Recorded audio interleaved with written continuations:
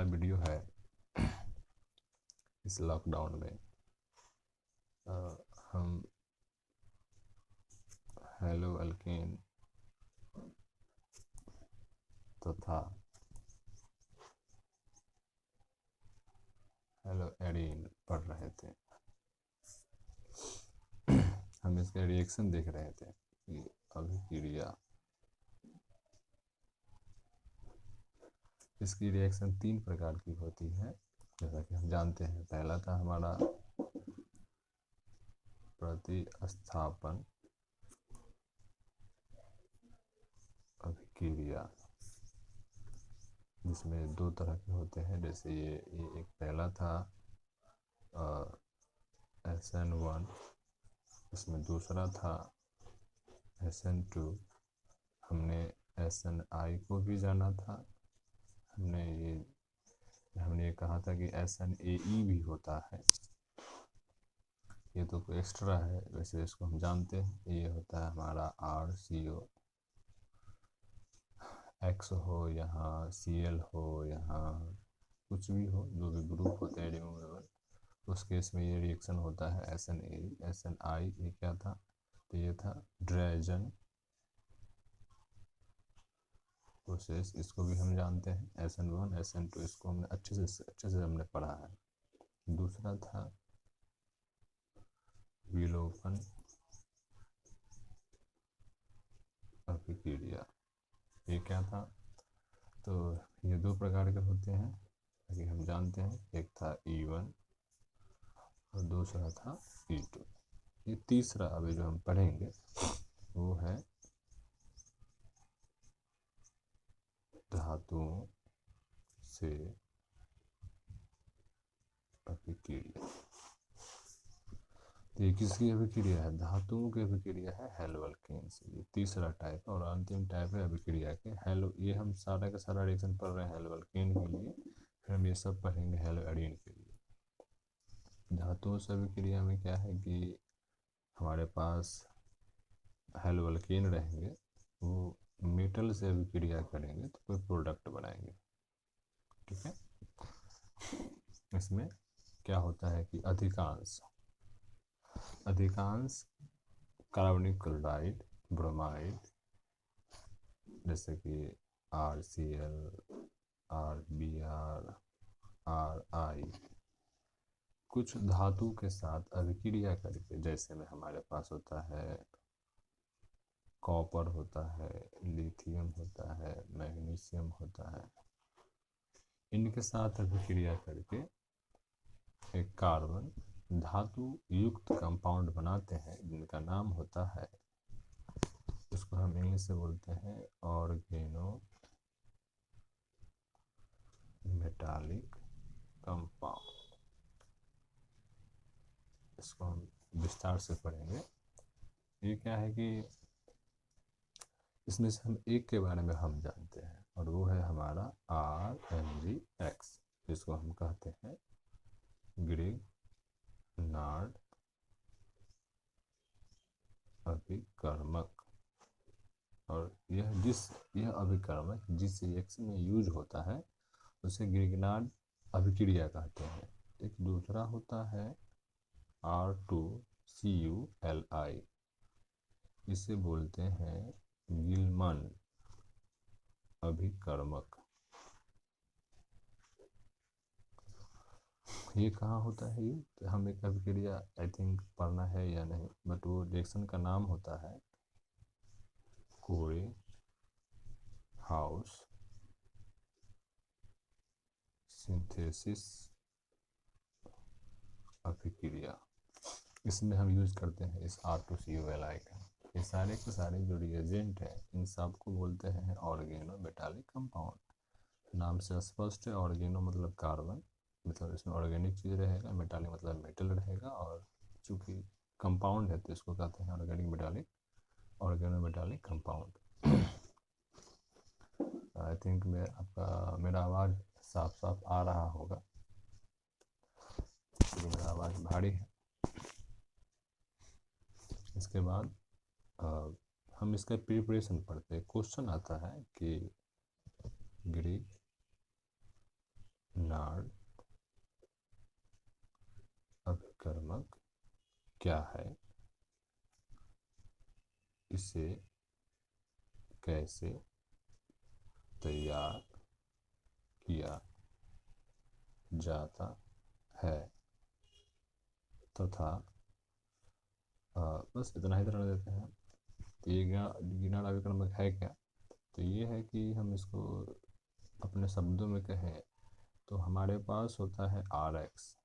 जब ये करता है रिएक्शन मैग्नीशियम से in the presence of dry ether, इसको बोलते हैं हम शुष्क ईथर। तो जब ये हमारा हेलोवल्केन जो मैग्नीशियम से करता है अभिक्रिया, तो ये बनाता है RMgX और इसी का नाम है ग्रिग्नार्ड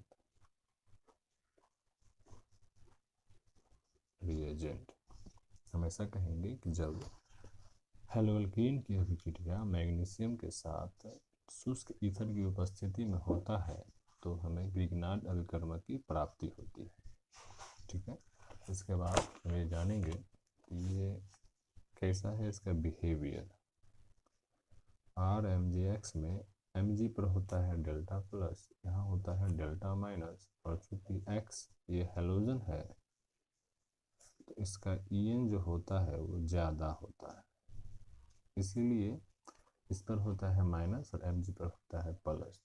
तो R माइनस जो है ये R minus act as nucleophile, मतलब इसको बोलते हैं हम नाभिका स्नेही। किसी रिएक्शन में ये जो RMgX में जो R होता है वो अटैकिंग स्पीसीज होता है, मतलब ये अटैक करता है। तो कहा जाता है कि एक क्वेश्चन बनता है कि जब हम हेलोवल्केन से अभिक्रिया कराते हैं मैग्नीशियम का तो उस समय वाटर नहीं रखते हैं या कंडीशन हमारा ड्राई होता है, इसका वजह क्या है, तो इसका वजह ये है कि RMgX ये होते हैं हाईली रिएक्टिव, एकदम हाईली रिएक्टिव। करेंगे क्या, तो R माइनस है, इस जल में से एक H को वो ले लेते हैं, एक H को एक्सेप्ट कर लेते हैं तो हमारा बन जाता है RH। और ये RH जो हमारा है ये है हमारा हाइड्रोकार्बन।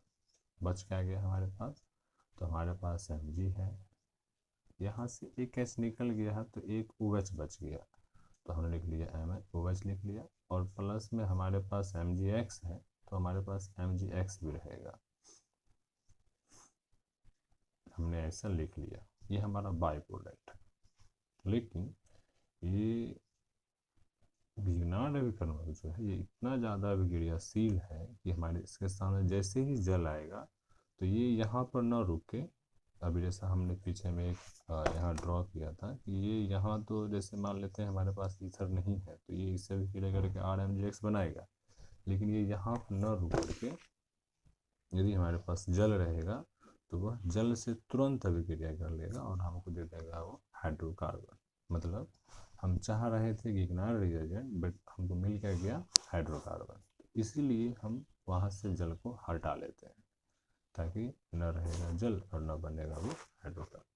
ये बहुत ज़्यादा अभिक्रियाशील है, यह अल्कोहल से, अमाइन से, इन सब से अभिक्रिया कर लेता है और हमें देता है हाइड्रोकार्बन। ठीक है, बहुत ज़्यादा क्रियाशील है। तो हम यहाँ लिख लेते हैं एक चीज़ कि GR, इसका मतलब होता है ग्रिग्नार्ड अभिकर्मक या अमाइन, अल्कोहल,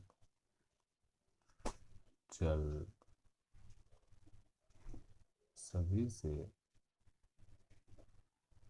अभिक्रिया कर हाइड्रोकार्बन का करता है। तो यहाँ से स्पष्ट है कि इसके इस निर्माण में हम जल नहीं रखेंगे, हमारा कंडीशन ड्राई होना चाहिए। ठीक है, चूँकि ये इन सब से अभिक्रिया भी कर लेता है, तो यह जब हमें कभी बनाना होगा हेलोअल्केन से हाइड्रोकार्बन, तो हम सीधा इसको कन्वर्ट कर देंगे इनर्ट रिएजेंट में और इसकी अभिक्रिया करवा लेंगे हम जल के साथ, तो हमें क्या मिल जाएगा, हाइड्रोकार्बन। लेट्स से यदि हमें RCH2X है और यहाँ से हमें RCH3 बनाना है, तो यहाँ से X हटाना होगा, तो हम क्या करेंगे, इस X को कन्वर्ट पहले कर लेंगे इनर्ट रिएजेंट और फिर यहाँ से इसकी अभिक्रिया करा देंगे हम के साथ। जैसे एज एग्जाम्पल कि यहाँ से हम इसको जाना है, तो हम RCH2X यहाँ से ले लिए हम Mg ड्राई ईथर, तो हमारा क्या मिल जाएगा, RCH2 MgX। कुछ नहीं करना है, जहाँ X और कार्बन के बीच में एक Mg रख देना है। आगे चूँकि हमें चाहिए RCH3, तो इसको हटाना होगा, तो क्या करेंगे हम, अभी हमने बताया कि इस H2O से जब करवाते हैं रिएक्शन, तो R जो होता है यहाँ से H लेता है। एक्चुअली ये H नहीं, ये H+ लेता है, जिसको हम प्रोटॉन कहते हैं। तो ऐसा हम कहेंगे कि ये जो R- होता है, ये यहाँ से प्रोटॉन लेता है। तो इस समय ये कैसा काम किया, याद होगा आपको कि हम H+ डोनर H+ एक्सेप्टर की बात करते हैं। इस केस में हमारा एसिड बेस होता है, जो H+ डोनर होता है वो हमारा एसिड, जो H+ एक्सेप्टर होता है वो हमारा बेस। ये R- यहाँ पर H+ ले लिया है, इसका मतलब ये बिहेव किया है बेस की तरह, तो ये हमारा बिहेव किया एसिड की तरह।